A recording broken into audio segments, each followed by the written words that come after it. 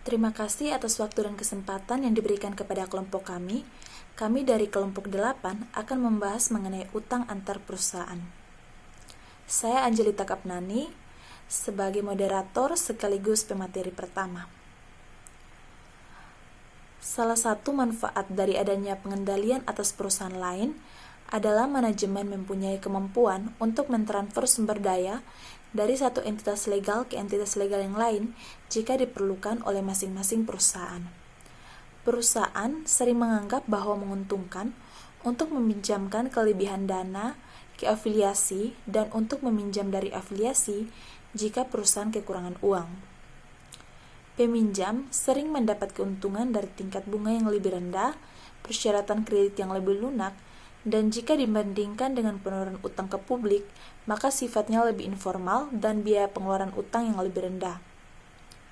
Afiliasi peminjam dapat memperoleh keuntungan di mana perusahaan dapat menginvestasikan kelebihan dana pada perusahaan yang sudah sangat dikenalnya, sehingga memungkinkannya untuk mendapatkan imbal hasil tertentu atas dana yang diinvestasikan dengan risiko yang lebih kecil. Entitas gabungan juga akan mendapat keuntungan di mana induk perusahaan atau afiliasi lain dapat meminjam uang untuk keseluruhan entitas daripada setiap afiliasi meminjam uang langsung ke pasar modal. Bab ini akan membahas mengenai utang antar perusahaan yang timbul dari transfer langsung maupun transfer tidak langsung. Transfer utang langsung antara perusahaan akan melibatkan pinjaman dari satu afiliasi ke afiliasi lain tanpa adanya keterlibatan pihak lain. Contoh, misalnya piutang atau utang usaha yang timbul karena penjualan kredit dari persediaan anak perusahaan dan penerbitan wesel bayar dari satu afiliasi ke afiliasi lain untuk peminjaman dan operasi. Sedangkan transfer utang tidak langsung antar perusahaan akan melibatkan pengeluaran utang ke pihak yang tidak berhubungan istimewa dan pembelian kemudian atas instrumen utang tersebut oleh afiliasi penerbit. Contoh, PT Anak meminjam dana dengan mengeluarkan instrumen utang, misalnya wesel atau obligasi ke PT non-afiliasi. Instrumen utang tersebut kemudian dibeli oleh induk perusahaan PT Anak, yaitu PT Induk, dari PT non-afiliasi. Oleh karena itu, PT Induk akan mengakuisisi utang PT Anak secara tidak langsung melalui perusahaan non-afiliasi. Maka semua saldo akun yang timbul dari pinjaman anak perusahaan harus dieliminasi dalam penyusunan laporan keuangan konsolidasi.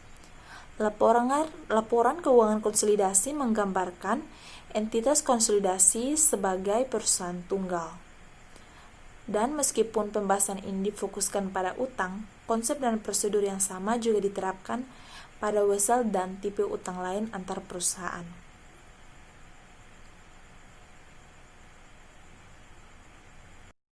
Baik, berikutnya saya akan menjelaskan mengenai transfer dengan diskon atau premi.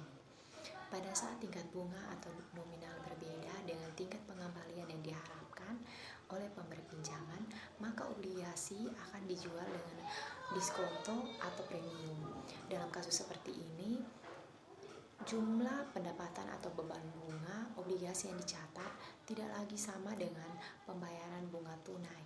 Pendapatan dan beban bunga disesuaikan dengan amortisasi diskonto atau premium. Pada tanggal 1 Januari 2001, PT Induk membeli obligasi dengan nilai nominal sebesar $100.000. Tingkat bunganya 12%, jangka waktunya 10 tahun. Dari PT Anak dengan harga $90.000. Bunga obligasi terutang setiap tanggal 1 Januari dan 1 Juli. Beban bunga yang diakui oleh PT Anak dan pendapatan bunga yang diakui oleh PT Induk setiap tahun termasuk diskonto adalah sebagai berikut. Bunga tunai sebesar $100.000 kali 0,12 hasilnya $12.000. Amortisasi diskonto $10.000 dibagi dengan 20 kali 2 periode sama dengan $1.000. Beban atau pendapatan bunga $13.000 didapat dari $12.000 ditambah $1.000. Ayat jurnal oleh debitur. Yang pertama 1 Januari 2001 kas 90.000 pada utang obligasi 90.000. 1 Juli 2001 beban bunga 6.500 pada utang obligasi 500 dan kas 6.000. 31 Desember 2001 beban bunga 6.500 pada utang obligasi 500 dan utang bunga 6.000. Ayat jurnal oleh kreditur 1 Januari 2001 investasi pada obligasi PT Anak 90.000 pada kas 90.000. 1 Juli 2001 kas 6.000 investasi pada obligasi PT Anak 500 pada pendapatan bunga 6.500. 31 Desember 2001 piutang bunga 6.000 dan investasi pada obligasi PT Anak 500 pada pendapatan bunga 6.500. Yang berikutnya transfer dengan diskon. Amortisasi diskonto obligasi menyebabkan beban bunga lebih besar dari pembayaran bunga dan menyebabkan saldo diskonto menurun. Amortisasi diskonto oleh PT Induk menyebabkan jumlah pendapatan bunga lebih besar dari pembayaran bunga dan menyebabkan saldo akun investasi pada obligasi meningkat. Eliminasi diskon. Pos pertama adalah utang obligasi pada PT Induk 0, PT Anak $91.000, total belum disesuaikan $91.000, jumlah konsolidasinya 0. Yang kedua, utang bunga pada PT Induk 0, pada PT Anak 6.000, total belum disesuaikan 6.000, jumlah konsolidasinya 0. Yang ketiga, investasi pada obligasi pada PT Induk $91.000, pada PT Anak 0, total belum disesuaikan 91.000, jumlah konsolidasinya 0. Dan keempat, piutang bunga pada PT Induk 6.000, pada PT Anak 0, pada total belum disesuaikan 6.000 dan jumlah konsolidasinya 0.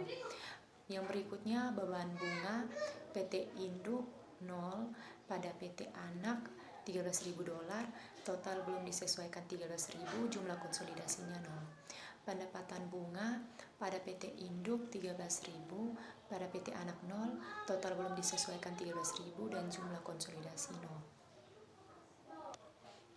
Konsolidasi pada akhir tahun 2002 memerlukan ayat jurnal yang sama dengan jurnal eliminasi 2001 karena perbedaan antara imbal hasil dan pembayaran bunga tunai sebesar $1.000, maka saldo investasi obligasi pada pembukuan PT Induk meningkat menjadi $90.000,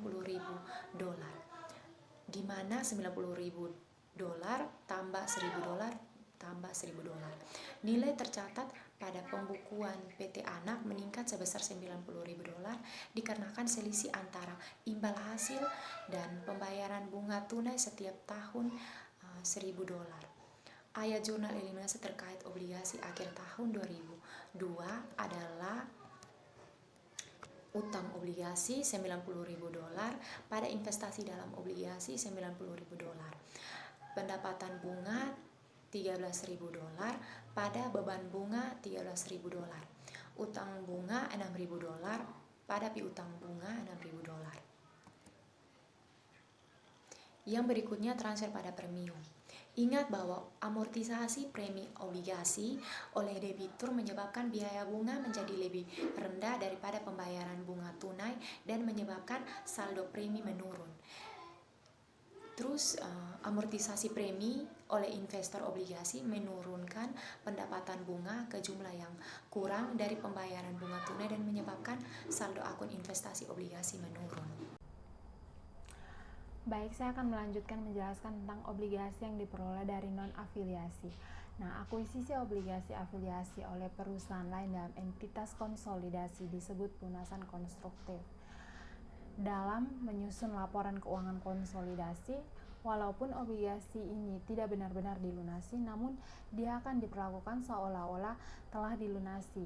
Maka pada saat terjadi pelunasan, laporan laba rugi konsolidasi untuk periode tersebut melaporkan keuntungan atau kerugian pelunasan obligasi berdasarkan pada selisih antara nilai tercatat obligasi pada pembukuan debitur dan harga beli yang dibayarkan oleh afiliasi untuk mengakuisisi obligasi. Baik utang obligasi maupun investasi obligasi tidak dilaporkan dalam neraca konsolidasi karena obligasi tersebut tidak lagi dianggap beredar. Jika perusahaan membeli utang afiliasi pada nilai buku dari pihak yang tidak berhubungan istimewa pada harga sama dengan kewajiban yang dilaporkan oleh debitur, ayat jurnal eliminasi yang diperlukan dalam penyusunan laporan keuangan konsolidasi sama dengan yang digunakan dalam eliminasi utang langsung. Dalam kasus ini, total utang obligasi dan premi atau diskonto terkait yang dilaporkan oleh debitur sama dengan saldo akun investasi yang dilaporkan oleh pemegang obligasi dan pendapatan bunga yang dilaporkan oleh pemegang obligasi setiap periode sama dengan beban bunga yang dilaporkan oleh debitur. Semua jumlah ini harus dieliminasi untuk menghindari saldo akun yang salah dalam laporan keuangan konsolidasi. Pergerakan terus-menerus dalam tingkat bunga dan volatilitas dalam faktor lain yang mempengaruhi pasar efek membuat obligasi perusahaan jarang terjual dengan harga yang sama dengan nilai buku. Pada saat harga yang dibayarkan untuk mengakuisisi obligasi afiliasi berbeda dengan kewajiban yang dilaporkan oleh debitur, keuntungan atau kerugian dilaporkan dalam bentuk laba rugi konsolidasi pada periode terjadinya pelunasan konstruktif. Pendapatan dan beban bunga obligasi yang dilaporkan oleh kedua afiliasi setelah pembelian obligasi harus dieliminasi dalam penyusunan laporan keuangan konsolidasi. Pendapatan bunga ini dilaporkan oleh afiliasi yang berinvestasi pada beban bunga yang dilaporkan oleh debitur. Dalam kasus ini tidak sama karena perbedaan nilai tercatat obligasi dalam pembukuan kedua perusahaan. Perbedaan ini tercatat obligasi tercermin dalam amortisasi diskonto atau premi dan kemudian menyebabkan perbedaan jumlah pendapatan dan beban bunga.